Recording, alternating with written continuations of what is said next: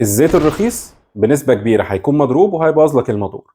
اوعى تغامر وتشتري زيت رخيص من اي حد او اي مكان، لان اللي بيحصل دلوقتي خطير جدا. دلوقتي بقى في ناس بتجمع جراكن الزيت الاصلية اللي الناس بتفضيها ويعبوها بزيت مضروب ملوش اي علاقة بالاصل، وتتباع لك على انها جديدة. يعني حتى لو شكل الجيركن مظبوط اللي جواه كارثة وانت مش هتعرف تفرق. عشان كده خليك دايما في السليم، اشتري الزيت من الشركة الام او من محطاتهم الرسمية. كده تضمن ان الزيت اصلي 100% وما فيهوش لعب. انما لو استخدمت زيت مضروب استعد للمصيبه. الموتور هيسخن بسرعه، هيتاكل من جوه، الرواسب هتبدا تتكون والسحب هيقل، وفي الاخر هتضطر تعمل عمره للموتور او تغيره بالكامل. يعني توفير الزيت الرخيص هيكلفك كتير جدا بعدين. موتور العربيه مش لعب.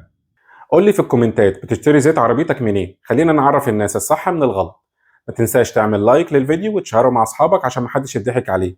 وابقى فاكر الزيت الاصلي بيحمي عربيتك والزيت المضروب بيأثر عمرها. سلام.